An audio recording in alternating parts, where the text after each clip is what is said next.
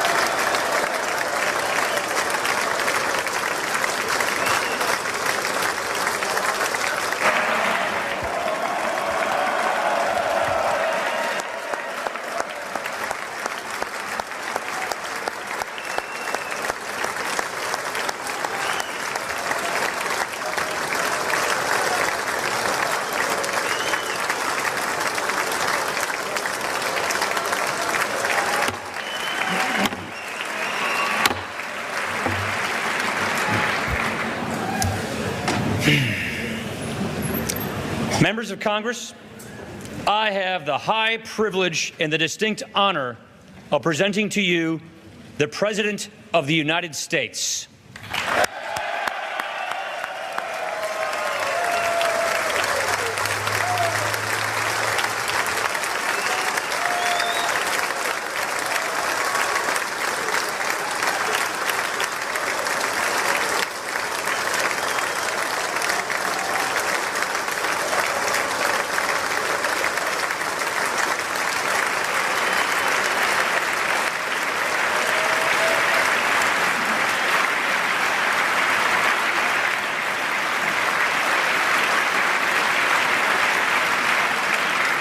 Thank you very much. Mr. Speaker, Mr. Vice President, members of Congress, the First Lady of the United States.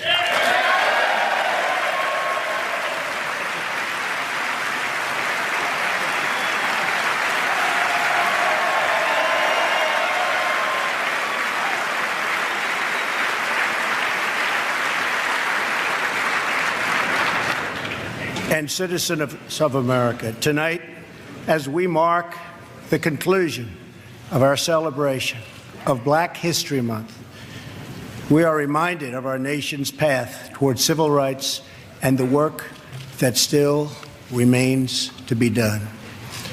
Recent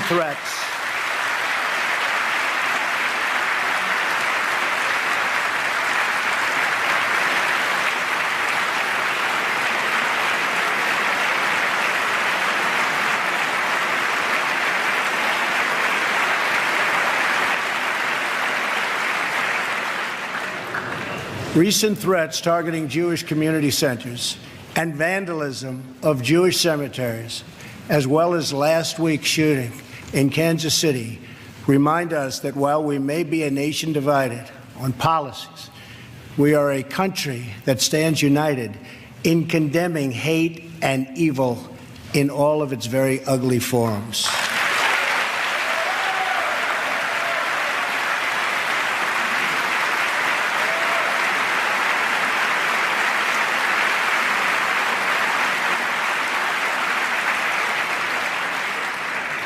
Each American generation passes the torch of truth, liberty, and justice in an unbroken chain all the way down to the present. That torch is now in our hands, and we will use it to light up the world.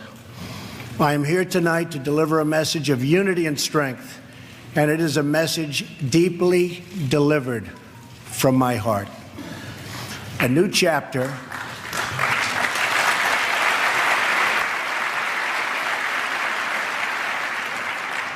of American greatness is now beginning. A new national pride is sweeping across our nation, and a new surge of optimism is placing impossible dreams firmly within our grasp. What we are witnessing today is the renewal of the American spirit.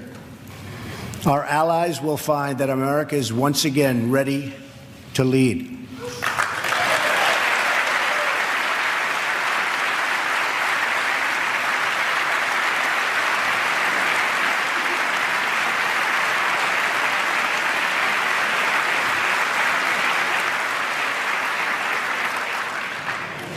All the nations of the world, friend or foe, will find that America is strong, America is proud, and America is free. In 9 years, the United States will celebrate the 250th anniversary of our founding, 250 years since the day we declared our independence. It will be one of the great milestones in the history of the world. But what will America look like as we reach our 250th year? What kind of country will we leave for our children? I will not allow the mistakes of recent decades past to define the course of our future. For too long, we've watched our middle class shrink as we've exported our jobs and wealth to foreign countries. We've financed and built one global project after another, but ignored the fates of our children in the inner cities of Chicago, Baltimore, Detroit, and so many other places throughout our land. We've defended the borders of other nations while leaving our own borders wide open for anyone to cross and for drugs to pour in at a now unprecedented rate. And we've spent trillions and trillions of dollars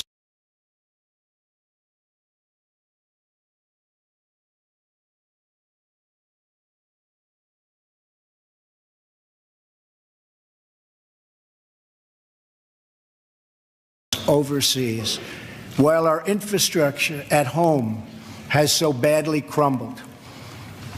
Then in 2016, the earth shifted. beneath our feet. The rebellion started as a quiet protest, spoken by families of all colors and creeds, families who just wanted a fair shot for their children and a fair hearing for their concerns. But then the quiet voices became a loud chorus as thousands of citizens now spoke out together from cities small and large all across our country. Finally, the chorus became an earthquake, and the people turned out by the tens of millions, and they were all united by one very simple but crucial demand: that America must put its own citizens first, because only then can we truly make America great again.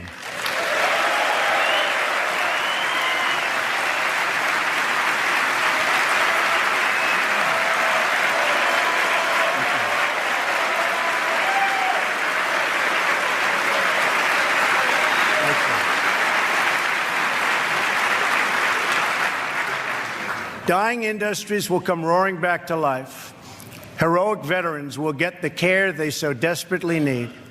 Our military will be given the resources its brave warriors so richly deserve. Crumbling infrastructure will be replaced with new roads, bridges, tunnels, airports, and railways gleaming across our very, very beautiful land. Our terrible drug epidemic will slow down and ultimately stop. And our neglected inner cities will see a rebirth of hope, safety, and opportunity.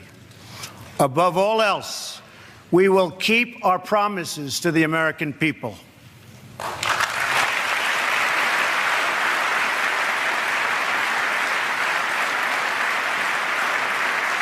Thank you. It's been a little over a month since my inauguration, and I want to take this moment to update the nation on the progress I've made in keeping those promises.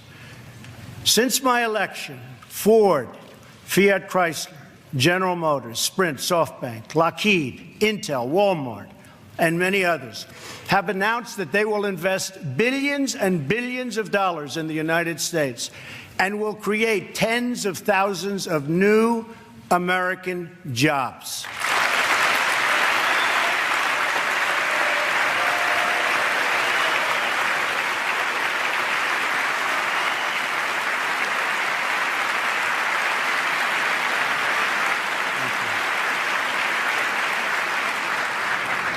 The stock market has gained almost $3 trillion in value since the election on November 8th, a record. We've saved taxpayers hundreds of millions of dollars by bringing down the price of fantastic, and it is a fantastic, new F-35 jet fighter, and we'll be saving billions more on contracts all across our government. We have placed a hiring freeze on non-military and non-essential federal workers. We have begun to drain the swamp of government corruption by imposing a 5-year ban on lobbying by executive branch officials and a lifetime ban. Thank you.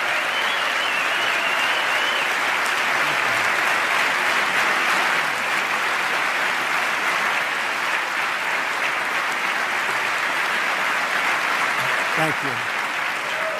And a lifetime ban on becoming lobbyists for a foreign government. We have undertaken a historic effort to massively reduce job-crushing regulations, creating a deregulation task force inside of every government agency.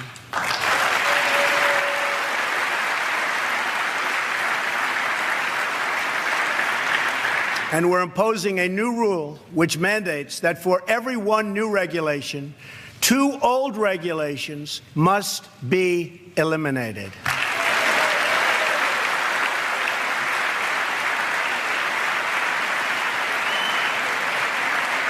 We're going to stop the regulations that threaten the future and livelihood of our great coal miners.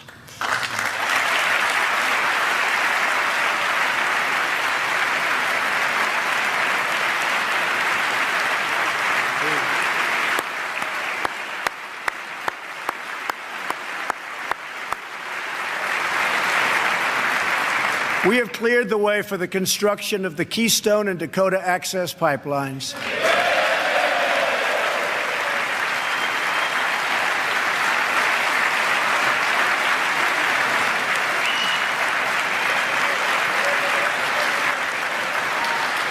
Thereby creating tens of thousands of jobs. And I've issued a new directive that new American pipelines be made with American steel.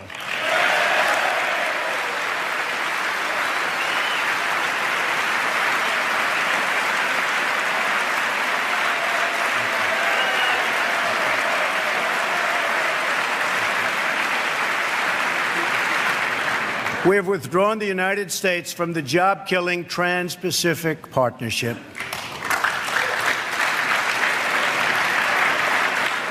And with the help of Prime Minister Justin Trudeau, we have formed a council with our neighbors in Canada to help ensure that women entrepreneurs have access to the networks, markets, and capital they need to start a business and live out their financial dreams.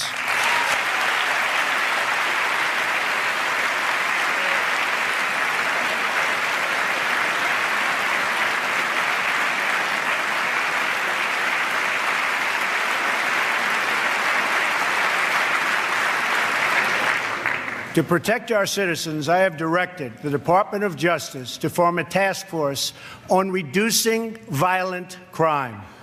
I have further ordered the Departments of Homeland Security and Justice, along with the Department of State and the Director of National Intelligence, to coordinate an aggressive strategy to dismantle the criminal cartels that have spread all across our nation.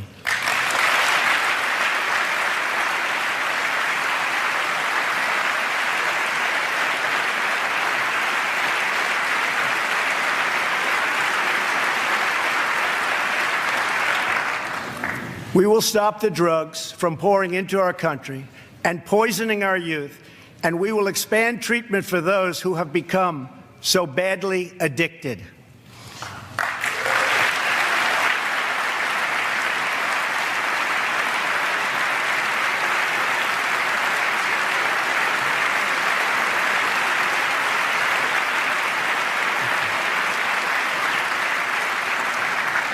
At the same time, my administration has answered the pleas of the American people for immigration enforcement and border security.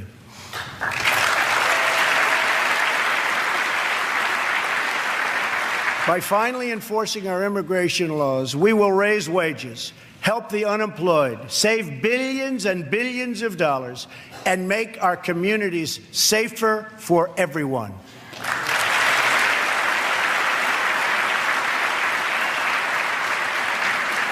We want all Americans to succeed, but that can't happen in an environment of lawless chaos. We must restore integrity and the rule of law at our borders.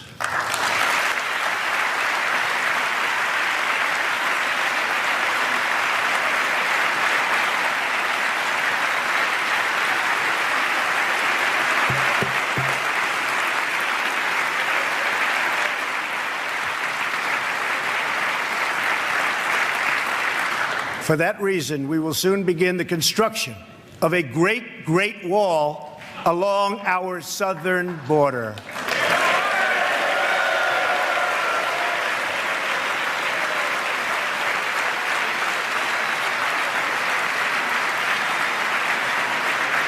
As we speak tonight, we are removing gang members, drug dealers, and criminals that threaten our communities and prey on our very innocent citizens.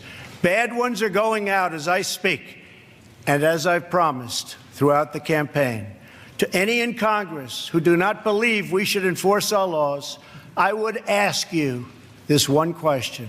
What would you say to the American family that loses their jobs, their income, or their loved one because America refused to uphold its laws and defend its borders?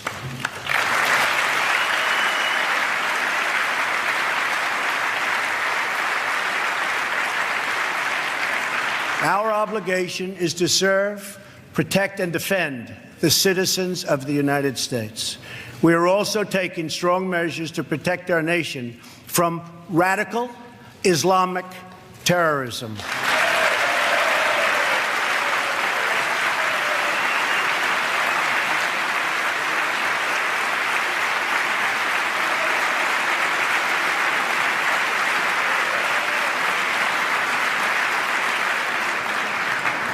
According to data provided by the Department of Justice, the vast majority of individuals convicted of terrorism and terrorism-related offenses since 9/11 came here from outside of our country.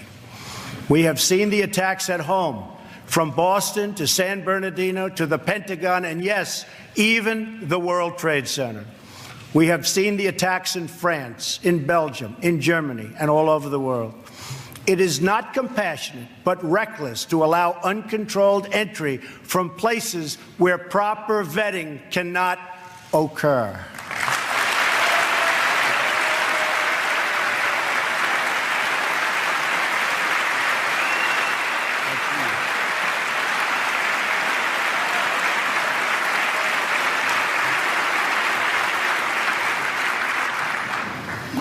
Those given the high honor of admission to the United States should support this country and love its people and its values.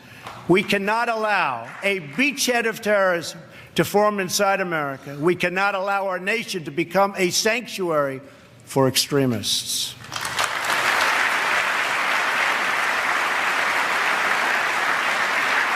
That is why my administration has been working on improved vetting procedures, and we will shortly take new steps to keep our nation safe and to keep those out who will do us harm.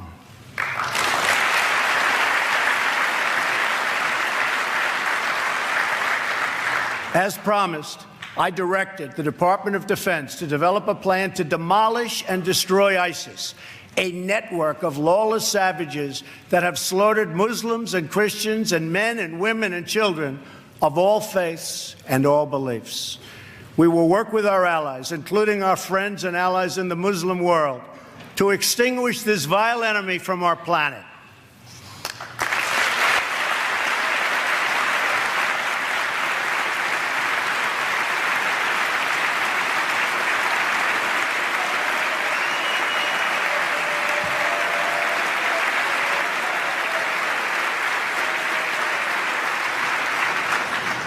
I have also imposed new sanctions on entities and individuals who support Iran's ballistic missile program and reaffirmed our unbreakable alliance with the State of Israel.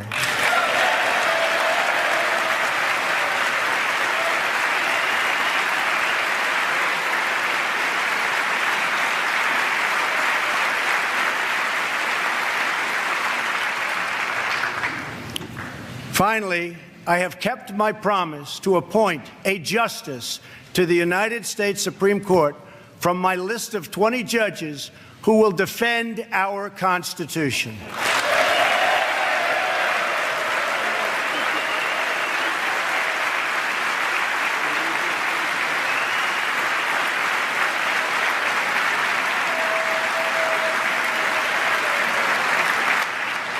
I am greatly honored to have Maureen Scalia with us in the gallery tonight.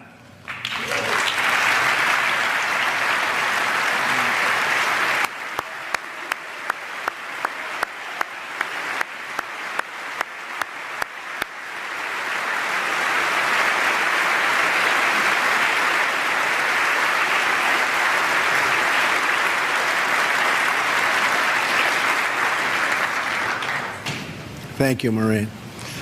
Her late great husband, Antonin Scalia, will forever be a symbol of American justice. To fill his seat, we have chosen Judge Neil Gorsuch, a man of incredible skill and deep devotion to the law. He was confirmed unanimously by the Court of Appeals, and I am asking the Senate to swiftly approve his nomination.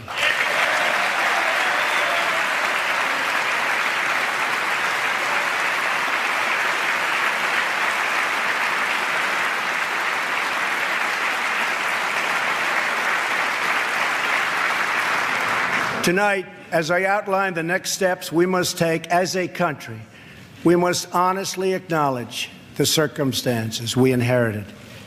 94 million Americans are out of the labor force. Over 43 million people are now living in poverty, and over 43 million Americans are on food stamps. More than 1 in 5 people in their prime working years are not working. We have the worst financial recovery in 65 years. In the last 8 years, the past administration has put on more new debt than nearly all of the other presidents combined. We've lost more than 1/4 of our manufacturing jobs since NAFTA was approved, and we've lost 60,000 factories since China joined the World Trade Organization in 2001. Our trade deficit in goods with the world last year was nearly $800 billion. And overseas, we have inherited a series of tragic foreign policy disasters. Solving these and so many other pressing problems will require us to work past the differences of party. It will require us to tap into the American spirit that has overcome every challenge throughout our long and storied history. But to accomplish our goals at home and abroad, we must restart the engine of the American economy, making it easier for companies to do business in the United States and much, much harder for companies to leave our country.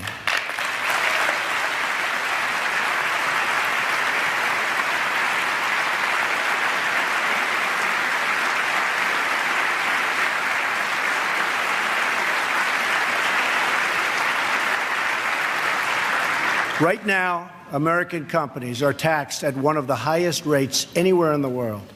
My economic team is developing historic tax reform that will reduce the tax rate on our companies so they can compete and thrive anywhere and with anyone.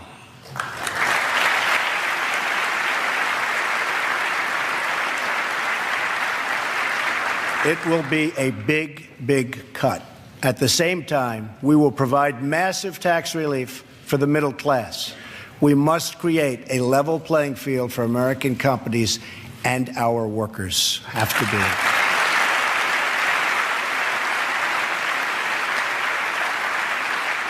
Currently, when we ship products out of America, many other countries make us pay very high tariffs and taxes. But when foreign companies ship their products into America, we charge them nothing or almost nothing. I just met with officials and workers from a great American company, Harley-Davidson. In fact, they proudly displayed 5 of their magnificent motorcycles made in the USA on the front lawn of the White House.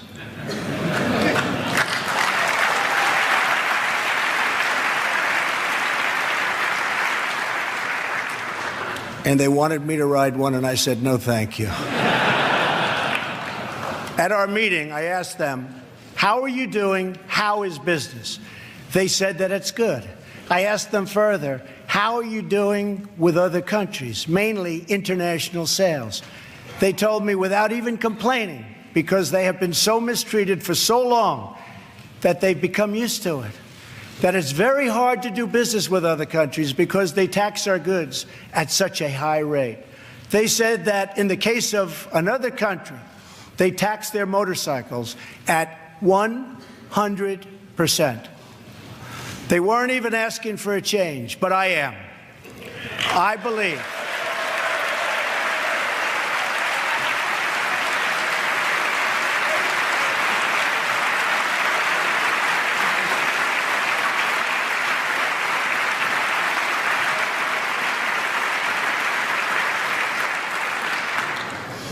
I believe strongly in free trade, but it also has to be fair trade. It's been a long time since we had fair trade. The first Republican president, Abraham Lincoln, warned that the abandonment of the protective policy by the American government will produce want and ruin among our people. Lincoln was right, and it's time we heeded his advice and his words.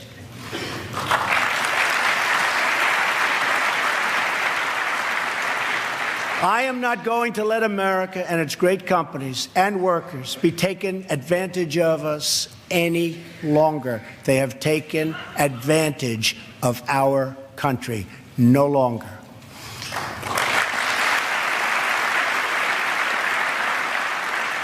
I'm going to bring back millions of jobs. Protecting our workers also means reforming our system of legal immigration.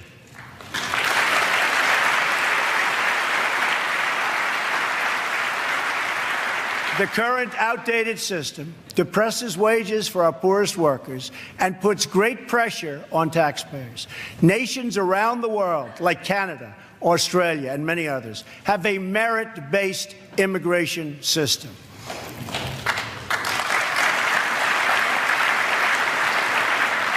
It's a basic principle that those seeking to enter a country ought to be able to support themselves financially. Yet in America, we do not enforce this rule, straining the very public resources that our poorest citizens rely upon. According to the National Academy of Sciences, our current immigration system costs American taxpayers many billions of dollars a year. Switching away from this current system of lower-skilled immigration and instead adopting a merit-based system, we will have so many more benefits. It will save countless dollars, raise workers' wages, and help struggling families, including immigrant families, enter the middle class. And they will do it quickly, and they will be very, very happy indeed.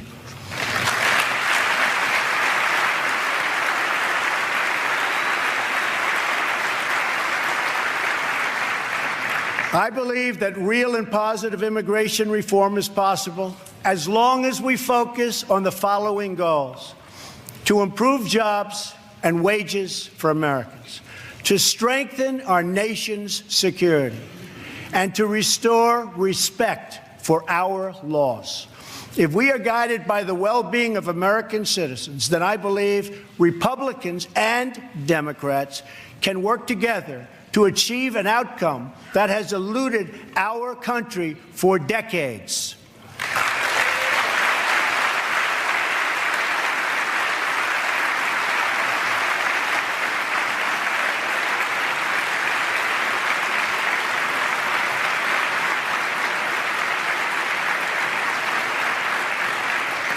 Another Republican president, Dwight D. Eisenhower, initiated the last truly great national infrastructure program, the building of the interstate highway system. The time has come for a new program of national rebuilding.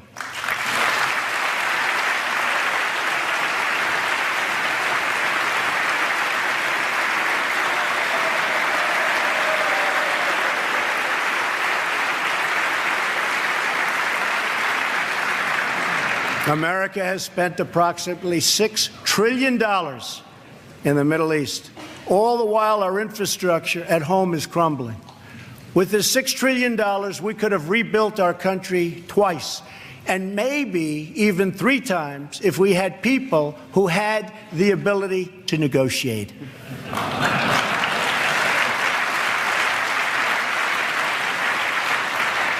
To launch our national rebuilding, I will be asking Congress to approve legislation that produces a $1 trillion investment in infrastructure of the United States, financed through both public and private capital, creating millions of new jobs.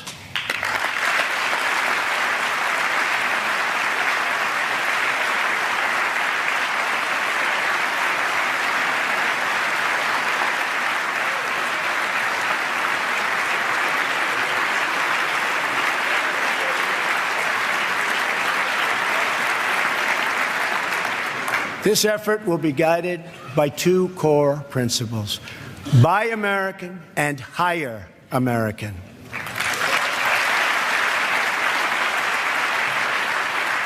Tonight, I am also calling on this Congress to repeal and replace Obamacare.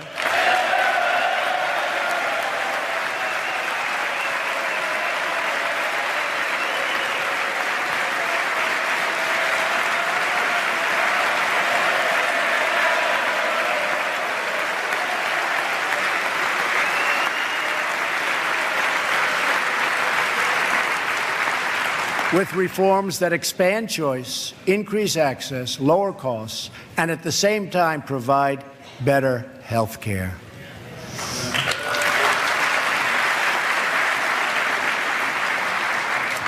Mandating every American to buy government-approved health insurance was never the right solution for our country.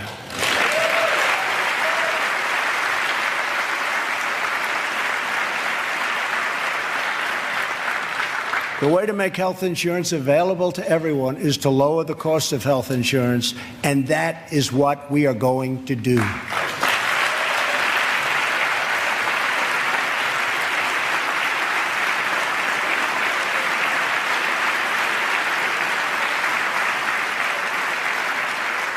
Obamacare premiums nationwide have increased by double and triple digits. As an example, Arizona went up 116% last year alone. Governor Matt Bevin of Kentucky just said Obamacare is failing in his state, the state of Kentucky, and it's unsustainable and collapsing. 1/3 of the counties have only one insurer, and they're losing them fast. They are losing them so fast. They're leaving. And many Americans have no choice at all. There's no choice left. Remember, when you were told that you could keep your doctor and keep your plan, we now know that all of those promises have been totally broken. Obamacare is collapsing, and we must act decisively to protect all Americans.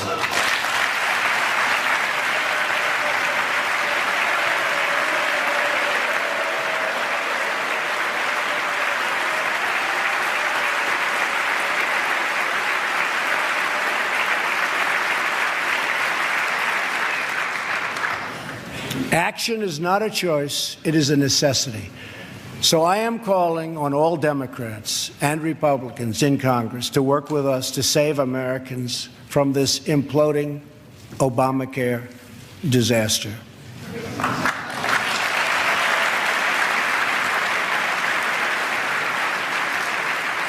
Here are the principles that should guide Congress as we move to create a better health care system for all Americans. First, we should ensure that Americans with pre-existing conditions have access to coverage and that we have a stable transition for Americans currently enrolled in the health care exchanges.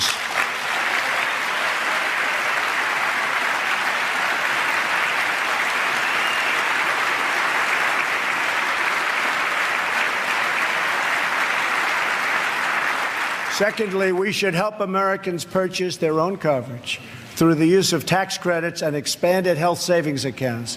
But it must be the plan they want, not the plan forced on them by our government.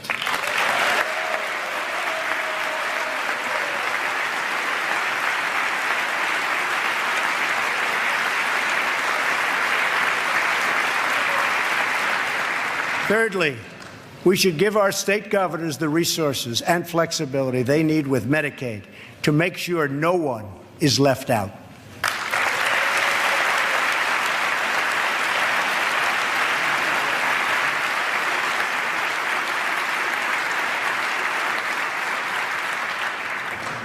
Fourth, we should implement legal reforms that protect patients and doctors from unnecessary costs that drive up the price of insurance and work to bring down the artificially high price of drugs and bring them down immediately.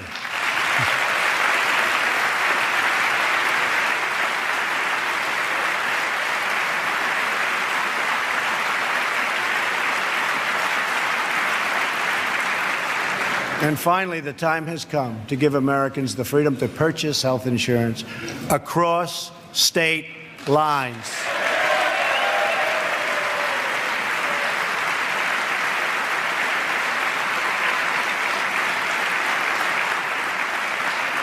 Which will create a truly competitive national marketplace that will bring costs way down and provide far better care. So important. Everything that is broken in our country can be fixed.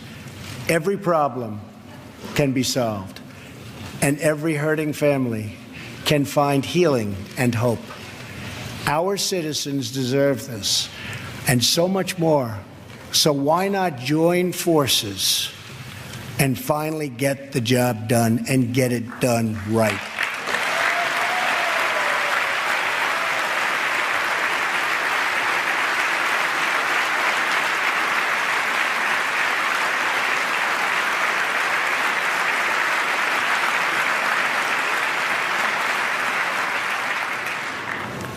On this and so many other things, Democrats and Republicans should get together and unite for the good of our country and for the good of the American people.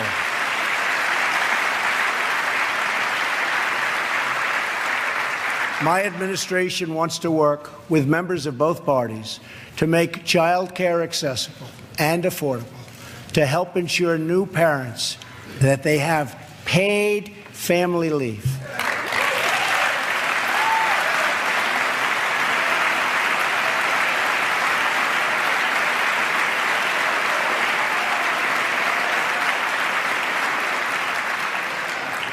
To invest in women's health and to promote clean air and clean water and to rebuild our military and our infrastructure.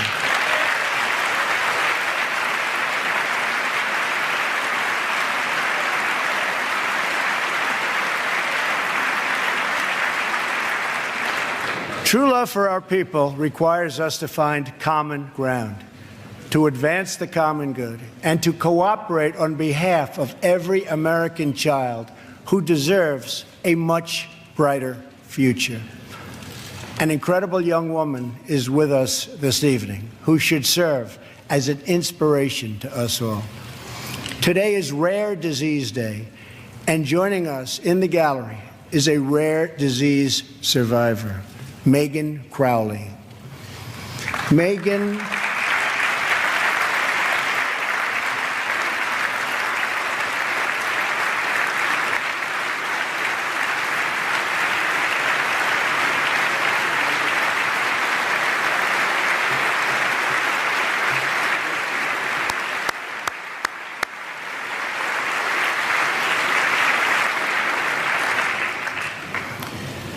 Megan was diagnosed with Pompe disease, a rare and serious illness, when she was 15 months old. She was not expected to live past 5. On receiving this news, Megan's dad, John, fought with everything he had to save the life of his precious child. He founded a company to look for a cure and helped develop the drug that saved Megan's life. Today, she is 20 years old and a sophomore at Notre Dame.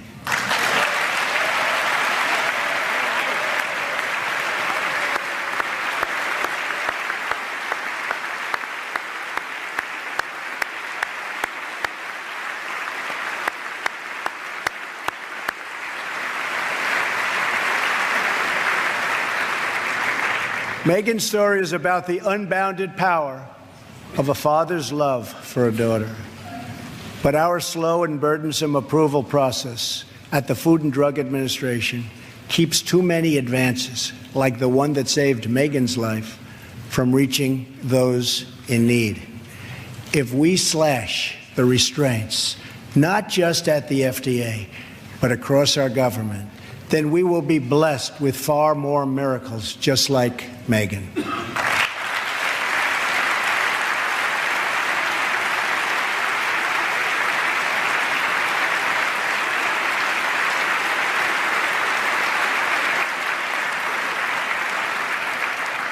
In fact, our children will grow up in a nation of miracles.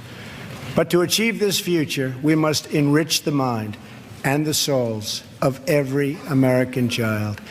Education is the civil rights issue of our time.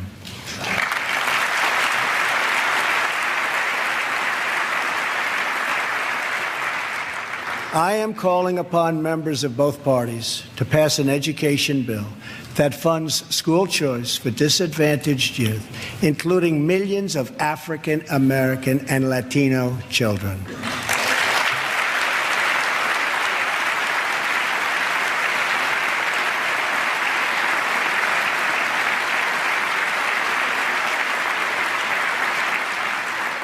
These families should be free to choose the public, private, charter, magnet, religious, or homeschool that is right for them.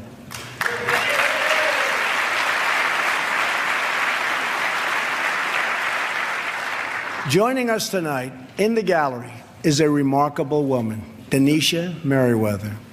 As a young girl, Denisha struggled in school and failed third grade twice.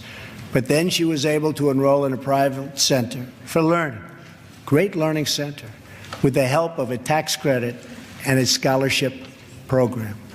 Today, she is the first in her family to graduate not just from high school, but from college.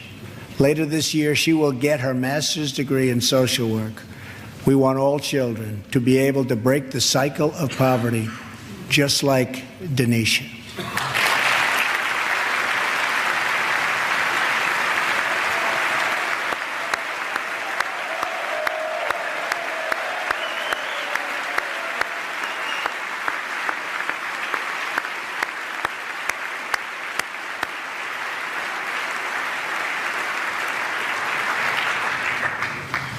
But to break the cycle of poverty, we must also break the cycle of violence.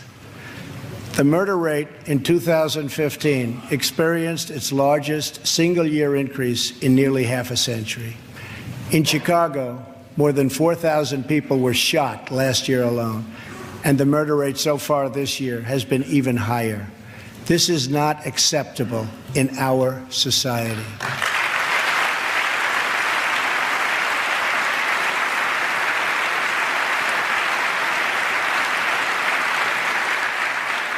Every American child should be able to grow up in a safe community, to attend a great school, and to have access to a high-paying job.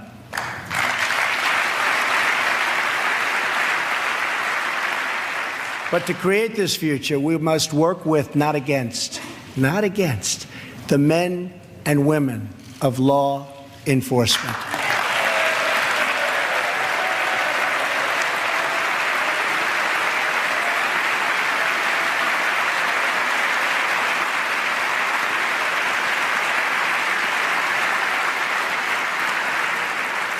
We must build bridges of cooperation and trust, not drive the wedge of disunity and really it's what it is, division. It's pure, unadulterated division. We have to unify. Police and sheriffs are members of our community. They're friends and neighbors. They're mothers and fathers, sons and daughters, and they leave behind loved ones every day who worry about whether or not they'll come home safe and sound. We must support the incredible men and women of law enforcement.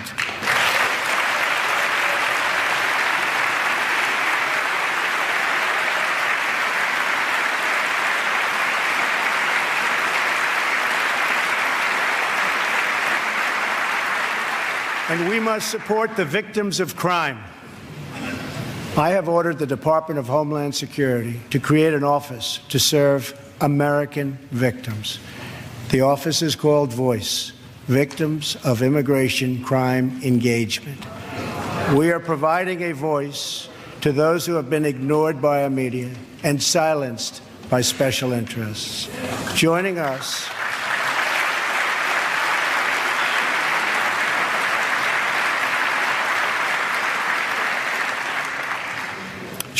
in the audience tonight are four very brave Americans whose government failed them.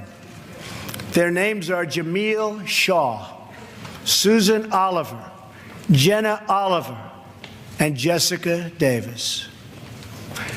Jamil's 17-year-old son was viciously murdered by an illegal immigrant gang member who had just been released from prison. Jamil Shaw Jr. was an incredible young man with unlimited potential who was getting ready to go to college where he would have excelled as a great college quarterback. But he never got the chance. His father, who is in the audience tonight, has become a very good friend of mine. Jamil, thank you. Thank you.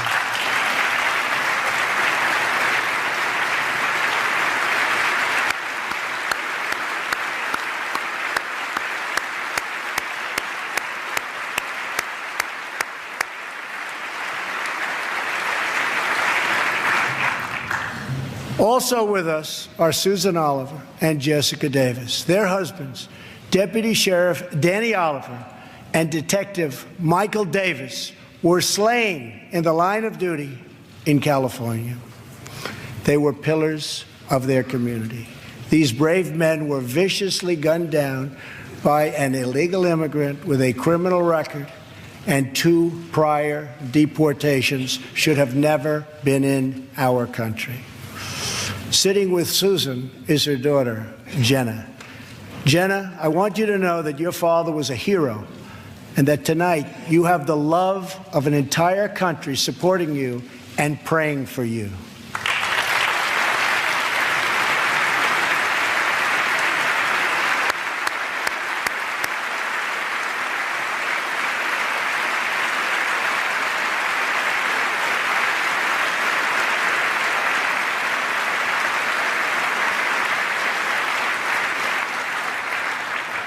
To Jamil, Jenna, Susan, and Jessica, I want you to know that we will never stop fighting for justice.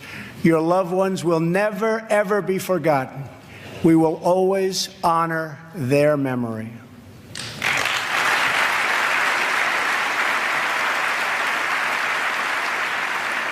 Finally, to keep America safe, we must provide the men and women of the United States military with the tools they need to prevent war. If they must, they have to fight, and they only have to win.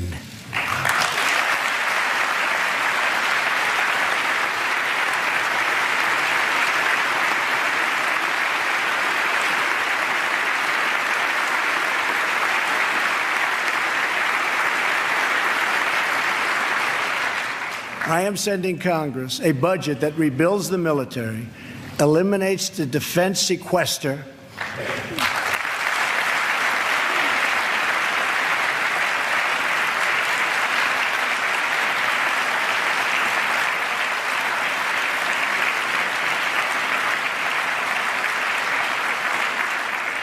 and calls for one of the largest increases in national defense spending in American history. My budget will also increase funding for our veterans. Our veterans have delivered for this nation, and now we must deliver for them.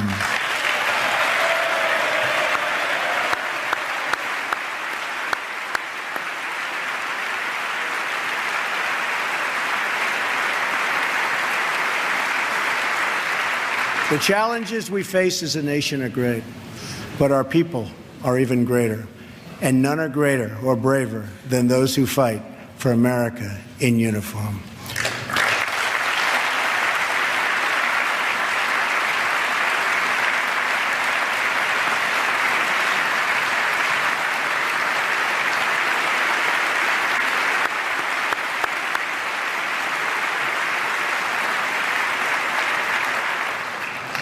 We are blessed to be joined tonight by Corinne Owens, the widow of U.S. Navy Special Operator, Senior Chief William Ryan Owens.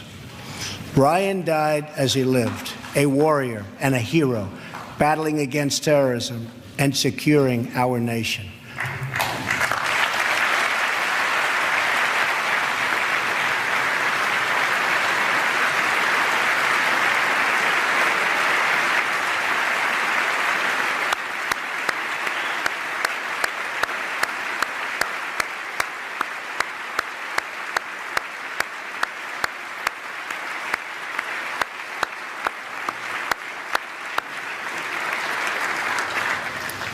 I just spoke to our great General Mattis just now, who reconfirmed that, and I quote, Ryan was a part of a highly successful raid that generated large amounts of vital intelligence that will lead to many more victories in the future against our enemy. Ryan's legacy is etched into eternity. Thank you. Thank you.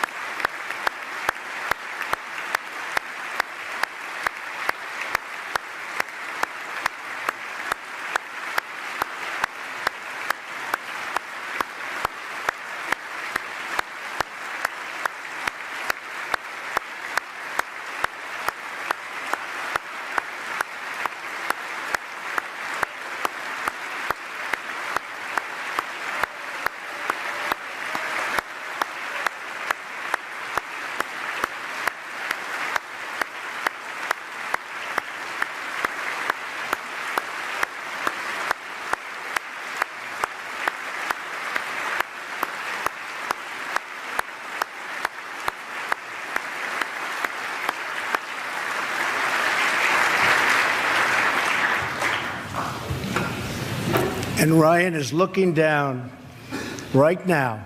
You know that. And he's very happy because I think he just broke a record.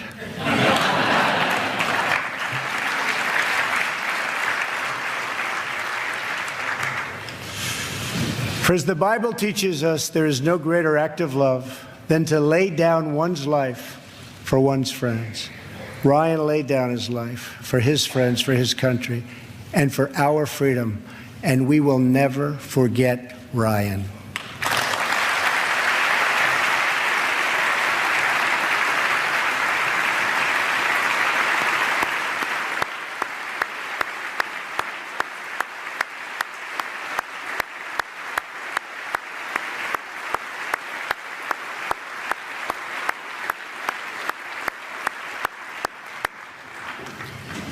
To those allies who wonder what kind of a friend America will be, look no further than the heroes who wear our uniform.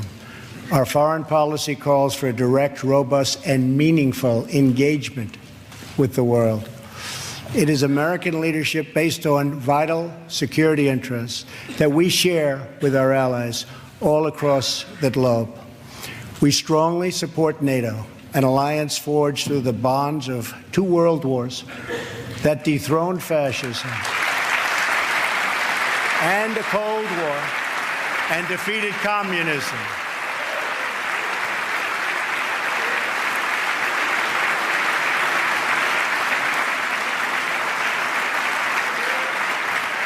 But our partners must meet their financial obligations. And now, based on our very strong and frank discussions, they are beginning to do just that. In fact, I can tell you the money is pouring in. Very nice. Very nice.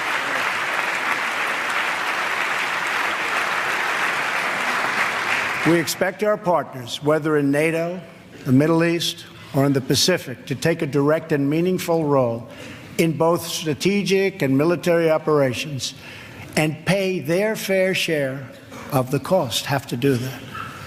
We will respect historic institutions, but we will respect the foreign rights of all nations, and they have to respect our rights as a nation also.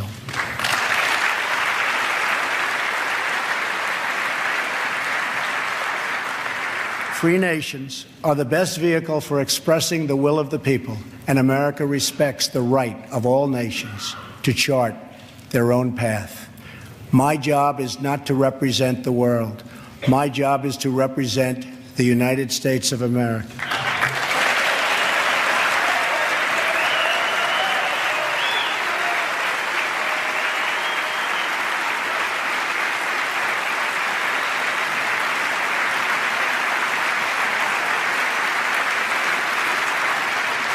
But we know that America is better off when there is less conflict, not more.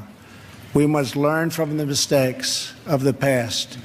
We have seen the war and the destruction that have ravaged and raged throughout the world, all across the world. The only long-term solution for these humanitarian disasters, in many cases, is to create the conditions where displaced persons can safely return home and begin the long, long process of rebuilding.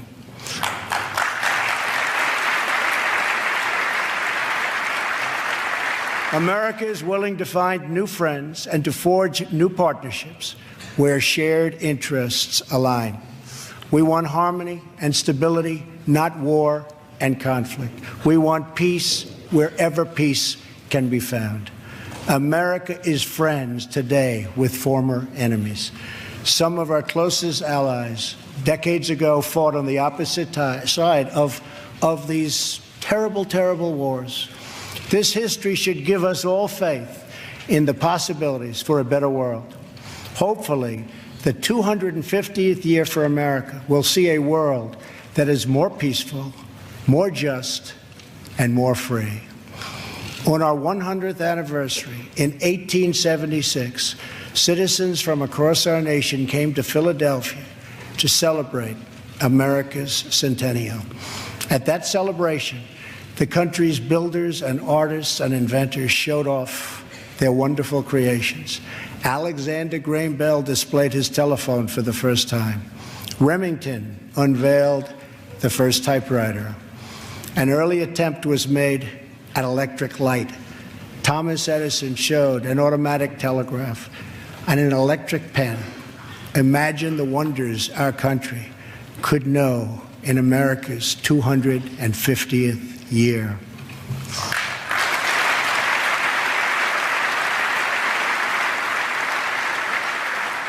Think of the marvels we can achieve if we simply set free the dreams of our people.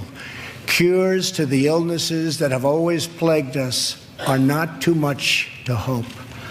American footprints on distant worlds are not too big a dream. Millions lifted from welfare to work is not too much to expect. And streets where mothers are safe from fear, schools where children learn in peace, and jobs where Americans prosper and grow are not too much to ask.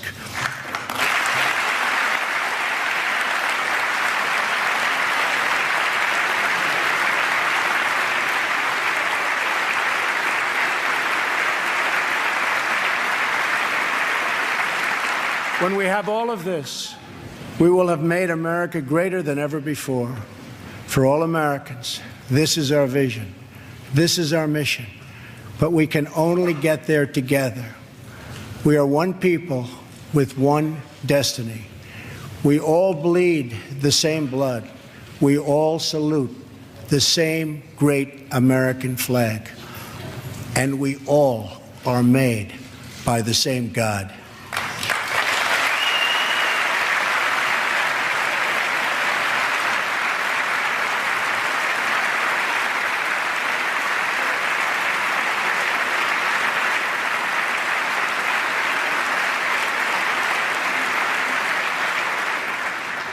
When we fulfill this vision, when we celebrate our 250 years of glorious freedom, we will look back on tonight as when this new chapter of American greatness began. The time for small thinking is over. The time for trivial fights is behind us. We just need the courage to share the dreams that fill our hearts, the bravery to express the hopes that stir our souls, and the confidence to turn those hopes and those dreams into action. From now on, America will be empowered by our aspirations, not burdened by our fears, inspired by the future, not bound by failures of the past, and guided by a vision, not blinded by our doubts. I am asking all citizens to embrace this renewal of the American spirit. I am asking all members of Congress to join me in dreaming big and bold and daring things for our country. I am asking everyone watching tonight to seize this moment, believe in yourselves, believe in your future, and believe once more in America. Thank you, God bless you, and God bless the United States.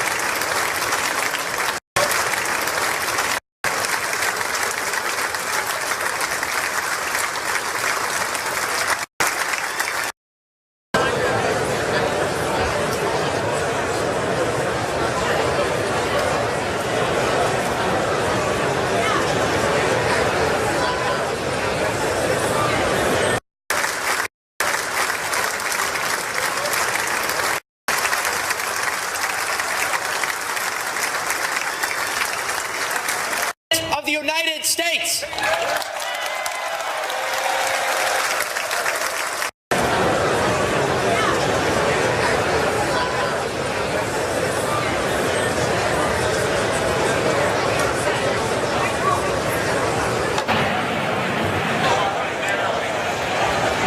Mr.